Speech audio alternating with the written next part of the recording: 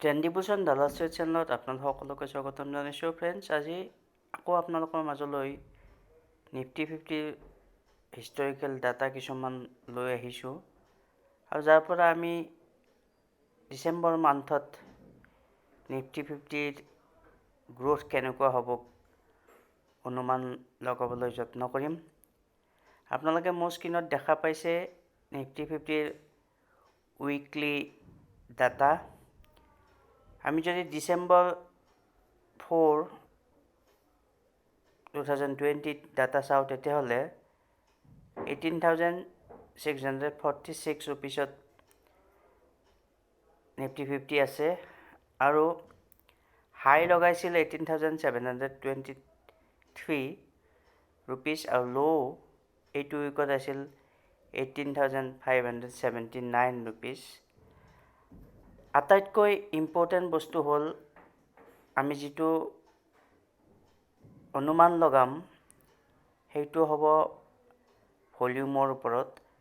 আপোনালোকে মন কৰিছে ইয়াত যে ডিচেম্বৰ উইকত যিটো এটা উইক হৈ গ'ল 288 অনলি ভলিউম জেনেৰেট হৈছে আৰু যদি আমি আগৰ উইক কিছুমান চাওঁ নৱেম্বৰ 2022-27 নৱেম্বৰ 1326, নৱেম্বৰ 20 আছিল 980, নৱেম্বৰ 13 আছিল 1170, নৱেম্বৰ 6 আছিল 1256। গতিকে এই সকলো যদি ভলিউম আমি চাওঁ এইটো লাইনত আপোনালোকে দেখা পাব যে যিটো ডিচেম্বৰ মান্থত এইবাৰ ভলিউম জেনেৰেট হৈছে সেইটো আটাইতকৈ কম এতিয়ালৈকে। গতিকে ইয়াৰ পৰা অনুমান কৰিব পাৰি যে ডিচেম্বৰ মাহত হয়তো নিফটি 50ৰ ভলিউম কমিব আৰু যদি ভলিউম কমে তেতিয়াহ'লে নিফটি 50ৰ গ্ৰোথো হয়তো ইমান ওপৰলৈকে ডিচেম্বৰ মান্থত নাযায়। আৰু ইয়াৰ মেইন কাৰণটো হ'ল ডিচেম্বৰ মান্থত আপোনালোকে জানে খ্ৰীষ্টমাছ থাকে, লগতে ইয়াৰ এণ্ডিং, একচুৱেলি ফাইনেন্সিয়েল ইয়াৰ এণ্ডিং নহয় তথাপিতো কেলেণ্ডাৰ ইয়াৰ এণ্ডিং।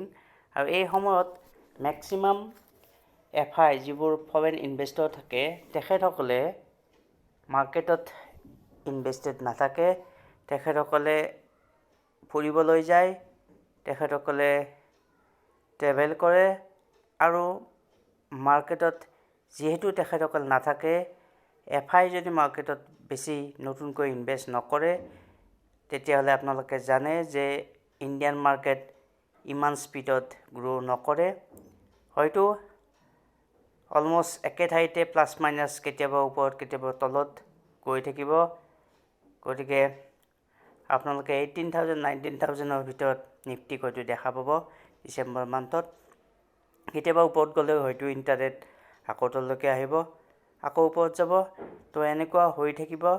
আৰু অলৰেডি কৈছোঁৱে ইয়াৰ মেইন কাৰণ হ'ল FI মাৰ্কেটত বেছি ইনভেষ্ট ডিচেম্বৰ মান্থত নাথাকে। আগতেও তেনেকুৱা হৈছে আৰু এতিয়াও হৈ আছে। আপোনালোকে দেখিছে যে অলৰেডি ইয়াৰ প্ৰুফ আমি আপোনালোকক দেখাইছোঁ যে ডিচেম্বৰ 4ত যিটো ডাটা আমি দেখিছোঁ ইয়াত আটাইতকৈ ভলিউম কম হৈছে আৰু তাৰ আগত উইকবোৰত ভলিউম ইয়াতকৈ বেছি হৈছিল।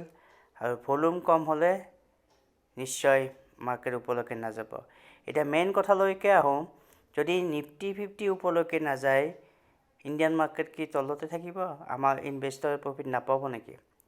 তেনেকুৱা নহয়।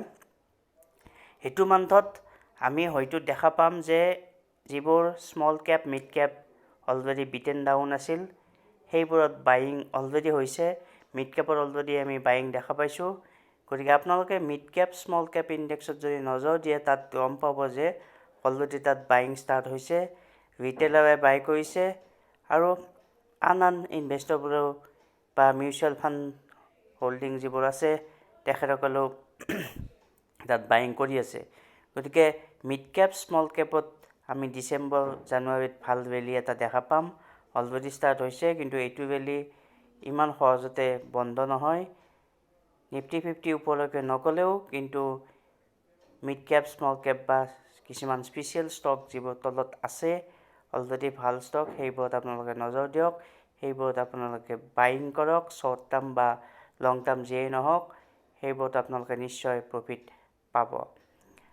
এতিয়া কথাটো হ'ল FI যদি নাই তেতিয়াহ'লে আমাৰ মাৰ্কেট অল টাইম হাই অলৰেডি ক্ৰছ কৰি আকৌ তললৈকে আহিছে, আকৌ কাৰেকশ্যন হ'ব নেকি? এইটো কোনেও ক'ব নোৱাৰে, কাৰেকশ্যন হ'বও পাৰে আৰু কাৰেকশ্যন নহ'বও পাৰে।